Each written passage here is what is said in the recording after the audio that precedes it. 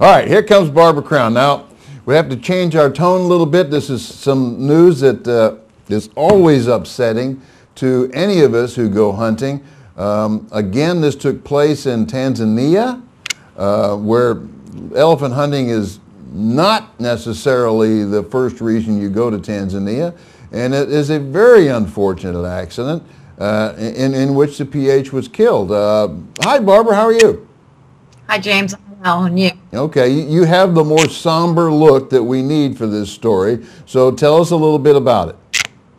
Well, we have, it's a native Tanzanian PH, a PH named Godson Saitabo, who was trampled to death by an elephant in the Mahenge open area. I'm told that at the time he had a client. He had just taken the client out to sight in his rifle when they came across a herd of elephants. The PH wanted to pursue the herd and check it out and see if there were any good bulls in it. The client, the truth, really wasn't interested, but the PH and the tracker went ahead and checked out this herd. As they were following this herd of elephant, they did not see a cow elephant with a calf that was straggling behind, but I'm told that she saw them and pursued them and targeted the PH and attacked him and trampled him to death. I understand that the tracker and the client were unharmed. This happened about a week and a half, 2 weeks ago, again in the Mahenge area, and that is an area that is operated by a company called Rana Tours and Hunting. Very sad, again, a native Tanzanian PH. Just a very sad thing. But again, a reminder that our sport is dangerous and we need to be on our guard always. Yeah, it's very dangerous, Barbara. And having been to Tanzania, as you know, I've been there many times, and we've had some incidents ourselves, and maybe in a future show we'll go into that.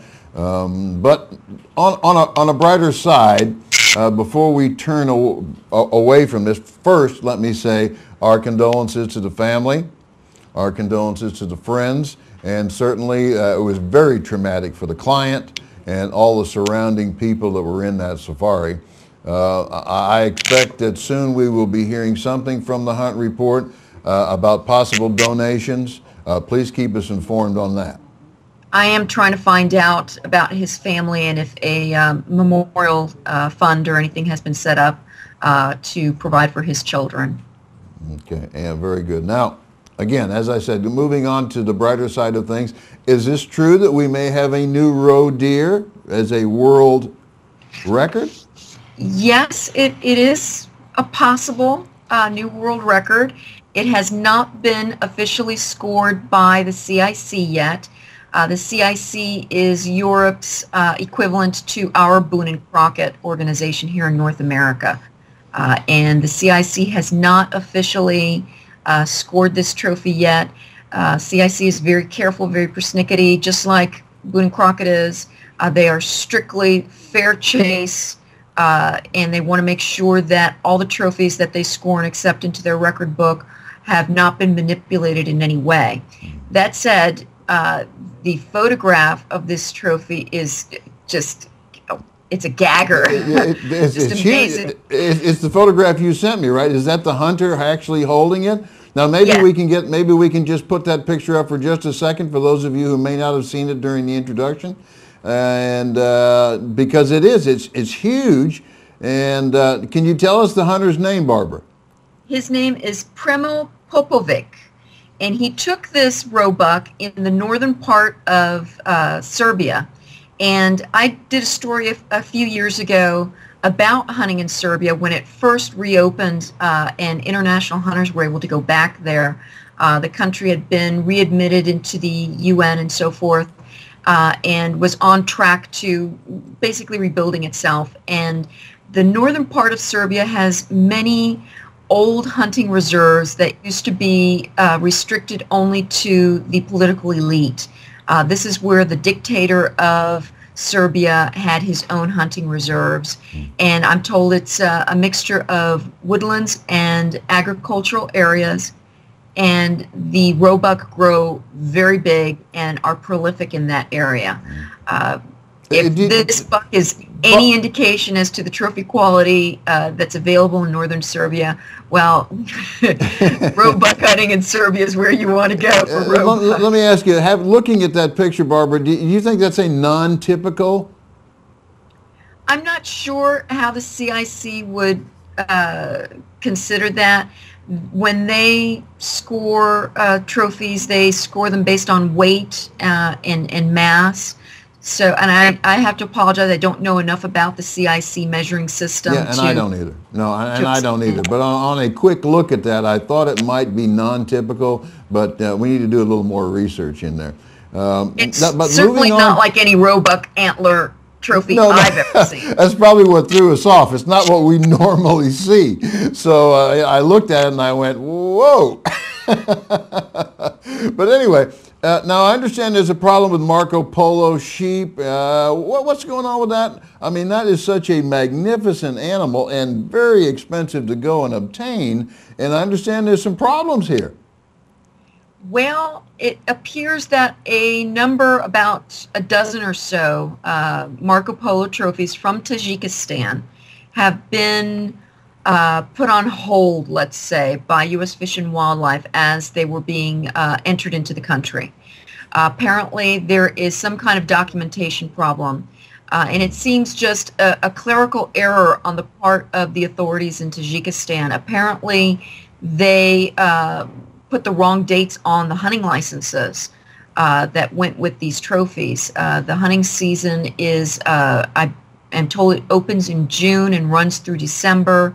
And the hunting license that was submitted with the paperwork on all of these trophies has the dates of March through April, which is just incorrect.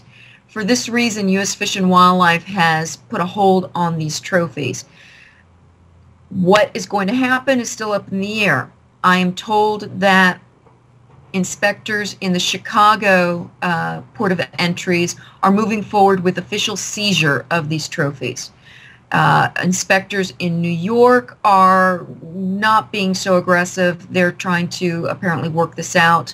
And I'm told that they have said, at the worst, that they'll have the trophies resent to Tajikistan for re-exportation. Okay. So, bottom line, if you have taken a Marco Polo trophy in Tajikistan and have it ready to be shipped, put that shipment on hold until this situation is straightened out.